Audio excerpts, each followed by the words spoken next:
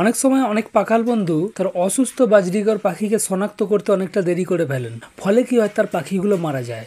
আজকে আপনাদের সঙ্গে 5খানা কমন এমন সিমটম নিয়ে আলোচনা করব, যে সিমটমগুলোকে যদি দেখতে পান তাহলে বুঝতে পারবেন আপনার পাখি প্রচণ্ডভাবে অসুস্থ বা অসুস্থ হওয়ার শুরুর দিকে। আপনারা দেখছেন দে পাখি হাউস। আমার চ্যানেলে পাখি সংক্রান্ত সকল ধরনের ভিডিও নিয়মিতভাবে আপলোড দেওয়া হয়। যারা ইতিমধ্যে চ্যানেল সাবস্ক্রাইব করেছেন তাদেরকে অসংখ্য ধন্যবাদ জানাই। যারা এখনো পর্যন্ত চ্যানেল সাবস্ক্রাইব করেননি তাদেরকে বলো অবশ্যই চ্যানেলটিকে সাবস্ক্রাইব করে রাখবেন। বাজরিগর পাখি বেশিরভাগ সময় উড়াউড়ি করে, কিচিরমিচির করে, খাওয়া দাওয়া করে, নিজেতে নিজেই ব্যস্ত থাকে। কিন্তু পাখির মধ্যে যদি কোনো অ্যাবনর্মাল অ্যাক্টিভিটি দেখতে পাওয়া যায় তাহলে ব্যবস্থা আমাদেরকে সঙ্গে সঙ্গে নিতে হবে। আর না হলে সামনে কোনো ভেট ডাক্তার থাকলে তার সঙ্গে পরামর্শ করে বা তাকে দেখিয়ে ব্যবস্থা গ্রহণ করতে হবে। না হলে কিন্তু আপনি আপনার শখের বাজিগরকে হারিয়ে ফেলতে পারেন। আজকে আপনাদের সঙ্গে 5খানা এমন কমন সিমটম নিয়ে আলোচনা করব। সেই সিমটমগুলো যদি আপনার সেটআপে থাকা বা এভিয়ারিতে থাকা বাজরিগার পাখির মধ্যে দেখতে পান তাহলে ধরবেন নয় আপনার পাখি প্রচণ্ড অসুস্থ, আর নয় আপনার পাখি অসুস্থ হওয়ার শুরুর দিকে। 1 নম্বর সেটা হচ্ছে, যেহেতু বাজরিগর পাখি প্লেফুল বার্ড, বেশিরভাগ সময় উড়াউড়ি করে, নিজেতে নিজেরাই ব্যস্ত থাকে।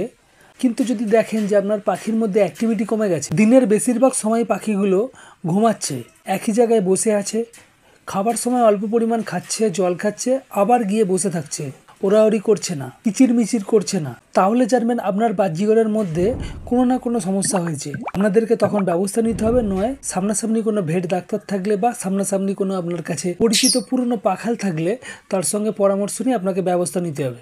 এই ধরনের অ্যাক্টিভিটি দেখতে পেলে আপনারা ধরে নেবেন যে আপনার পাখির নয় ঠান্ডা লেগেছে, নয় পাখি অনেক দিন ধরে অসুস্থ থাকার পরে সিনা টানে আক্রান্ত হয়ে গেছে। আরও অনেক কিছু সমস্যা হতে পারে, সেটা আপনাদেরকে তাৎক্ষণিকভাবে পর্যবেক্ষণ করে বের করে নিয়ে ব্যবস্থা নিতে হবে। 2 নম্বর যে সিমটমটি খুব কমন সিমটম, পাখি যদি দেখেন হাঁপাচ্ছে। গরমকালে যখন প্রচণ্ড গরম থাকে তখন পাখি স্বাভাবিকভাবে হাঁপাবে, সকল পাখি আপনার দেখবেন সেটা পেতে একসঙ্গে হাঁপাবে। কিন্তু যখন ওয়েদার ঠান্ডা, যখন কোনো গরম নেই, সেই সময় যদি আপনার 10টা পাখির মধ্যে একটা পাখি কি 2টা পাখি প্রচণ্ড পরিমাণে হাঁপায় তাহলে ধরে নিতে হবে কোনো না কোনো সমস্যা আছে। তার সঙ্গে সঙ্গে আরেকটা জিনিস লক্ষ্য করবেন, যখন পাখি একেবারে র্যাপিডলি ব্রিথ করবে সেই সময় দেখবেন তার টেলগুলোও কিন্তু ববিং হয়, লেজগুলোও উঠানামা করে র্যাপিডলি। তো তাহলে ধরে নিতে হবে আপনার পাখির মধ্যে কোনো না কোনো সমস্যা রয়েছে। এই সমস্যাটি বিশেষত হয়ে থাকে পাখির রেসপিরেটরি ইনফেকশন আর কোনো শরীরে কোনো জায়গায় যদি পেন থাকে, পেন মানে হচ্ছে ব্যথা পায়, তাহলেও কিন্তু এই ধরনের সমস্যা কিন্তু পাখির মধ্যে হয়ে থাকে। এই ধরনের সমস্যা কিছু দেখতে পান তাহলে অবশ্যই আপনার পরিচিত কোনো পাখাল বন্ধু বা কোনো ভেট ডাক্তারের সঙ্গে পরামর্শ নেবেন। রেসপিরেটরি ইনফেকশনেতে ভালো কাজ করে মক্স হাইভারডেন্ট কি মক্স 250।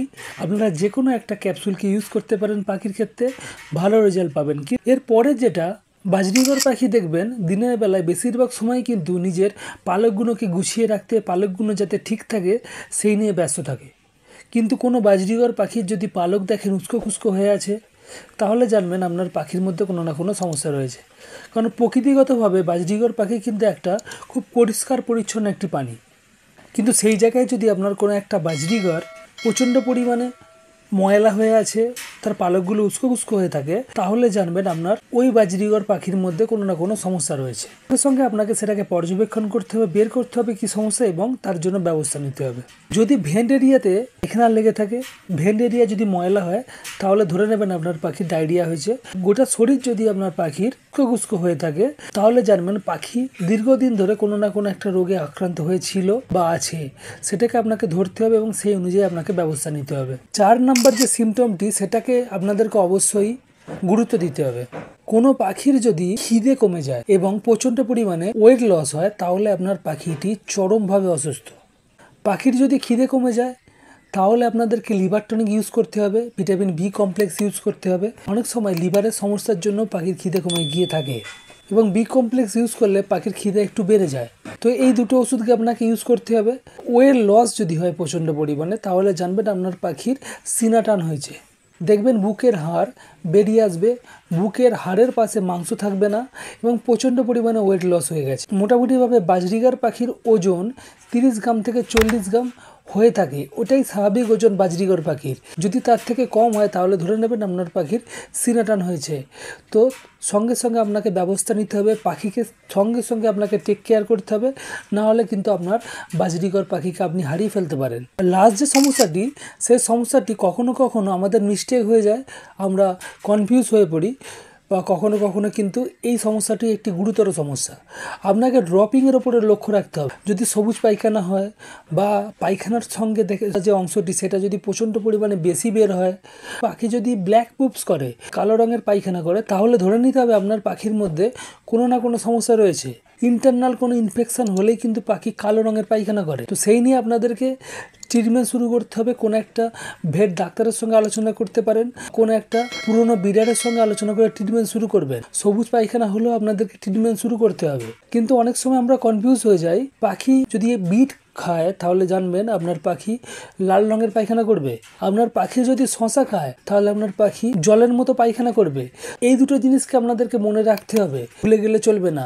বিট খাওয়ালেন পাখিকে, পাখি লাল রঙের পায়খানা করলে আপনি চিন্তায় পড়ে গেলেন, সেটা কিন্তু নয়। বিট খেলে পাখি লাল রঙের পায়খানা করে, আর পাখি যদি শশা খায় তাহলে কিন্তু একটু জলের মতো পায়খানা করতে পারে আপনার বাজরিগর, সেটা কোনো কিন্তু সমস্যা নয়। তবে পাখি যদি সবুজ পায়খানা করে, পাখির যদি পায়খানার মধ্যে সাদা অংশটা অনেকটা বেশি হয়, যদি পাখি কালো রঙের পায়খানা করে, তাহলে কিন্তু চিন্তার বিষয়। সামনাসামনি কোনো পরিচিত পাখাল বা ব্রিডার থাকলে তার সঙ্গে আলোচনা করে নেবেন, বা কোনো একটা ভেট ডাক্তারের সঙ্গে আলোচনা করে নেবেন, নিয়ে আপনি আপনার ট্রিটমেন্ট শুরু করবেন। আমাকেও কমেন্ট করতে পারেন, আমি আমার অভিজ্ঞতা অনুযায়ী আপনাদের পাশে দাঁড়াবার চেষ্টা করব। তো এই কটা সিমটম যদি আপনারা দেখতে পান, তাহলে অবশ্যই আপনার বাজরিগরকে আলাদাভাবে আপনাদেরকে টেক কেয়ার করতে হবে। তবেই আপনার বাজরিগর কিন্তু খুব তাড়াতাড়ির মধ্যে সুস্থ হয়ে উঠবে এবং স্বাভাবিক জীবনে ফিরে আসবে।